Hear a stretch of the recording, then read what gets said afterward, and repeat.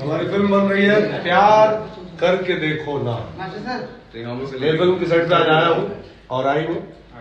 हाँ, हमारे fight master श्रवण जी बैठे हुए हैं, डायरेक्टर सुशील जी उधर खड़े हैं गाड़ी में। हाँ, डीओपी कुणाल बाबू डीओपी है। और आज ये पहला दिन है मेरा सेट पे और फिल्म में मेरा इंट्रोडक्शन शूट हो रहा है। चाकू वाकू के साथ, सिगरेट विगरेट के साथ मास्टर ने बंदे को चाकू खोदते हुए दिखाया। अभी बोल रहे हैं सिगरेट पीते हुए। ये लोग मुझे सुधारने नहीं देंगे। मैं अच्छे रोल करना चाहता हूँ, शरीफ रोल करना चाहता हूँ। ये विलन बनाने पे मास्टर लोग तुले हुए हैं। पहले इंट्रोडक्शन में चाकू दे दिया, अब सिगरेट विगरेट का इंतजाम कर रहे हैं।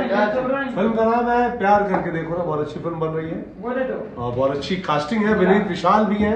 विनीत विशाल बाहर मेकअप कर रहे हैं, उनको बुलाया कई बार आ जाइए। बोले मेकअप नहीं, जब तक खूबसूरत नहीं बनूंगा सामने नहीं आऊंगा। हाँ, तो चलिए ध्यान रखिए अपना। हाँ, और यूं ही आपसे बातचीत होती रहेगी। Love you, take care.